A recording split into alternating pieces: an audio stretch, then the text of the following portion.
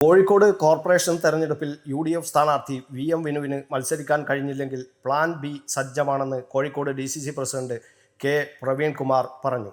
മത്സരിക്കാൻ കഴിഞ്ഞില്ലെങ്കിലും കോർപ്പറേഷനിലെ പ്രചാരണം ഇനി നടക്കുക വിനുവിൻ്റെ നേതൃത്വത്തിലായിരിക്കുമെന്നും K പ്രവീൺകുമാർ പറഞ്ഞു.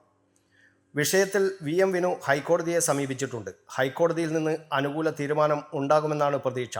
കോഴിക്കോട് കോർപ്പറേഷൻ തെരഞ്ഞെടുപ്പിൽ ഇനിയും സർപ്രൈസ് ഉണ്ടാകും. പ്ലാൻ ബിയും ഒരു സർപ്രൈസ് ആയിരിക്കുമെന്നും പ്രവീൺകുമാർ പറഞ്ഞു. CPM-ഉം തെരഞ്ഞെടുപ്പ് കമ്മീഷനും ചേർന്ന് നടത്തിയ ഗൂഢാലോചന മൂലമാണ് വിനുവിൻ്റെ പേര് വോട്ടർ പട്ടികയിൽ ഉൾപ്പെടുത്താതെ പോയത്. കോൺഗ്രസ് പ്രാദേശിക നേതൃത്വത്തിന് വീഴ്ച പറ്റിയിട്ടില്ലെന്നും പ്രവീൺകുമാർ പറഞ്ഞു. അതേസമയം കോഴിക്കോട് കോർപ്പറേഷനിലെ UDF സ്ഥാനാർത്ഥി VM വിനുവിൻ്റെ പേര് വോട്ടർ പട്ടികയിൽ ഉൾപ്പെടുത്താത്തത് സംബന്ധിച്ച പരാതിയിൽ ഇലക്ട്രൽ രജിസ്ട്രേഷൻ ഓഫീസർ നൽകിയ റിപ്പോർട്ട് ജില്ലാ കളക്ടർ ഉടൻ തെരഞ്ഞെടുപ്പ് കമ്മീഷന് കൈമാറും. 2020 വോട്ടർ പട്ടികയിൽ വിനുവിൻ്റെ പേര് ഉണ്ടായിരുന്നില്ലെന്ന റിപ്പോർട്ടാണ് ERO ജില്ലാ കളക്ടർക്ക് നൽകിയിരിക്കുന്നത്. വോട്ടർ പട്ടികയിൽ പേര് ചേർക്കാനുള്ള അവസരങ്ങൾ VM വിനു വിനിയോഗിച്ചില്ലെന്നും റിപ്പോർട്ടിലുണ്ട്. ഈ റിപ്പോർട്ടിൻ്റെ അടിസ്ഥാനത്തിലാകും തെരഞ്ഞെടുപ്പ് കമ്മീഷൻ തുടർ നടപടികൾ സ്വീകരിക്കുക.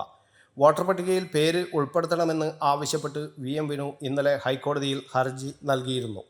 News bureau, Kannur media.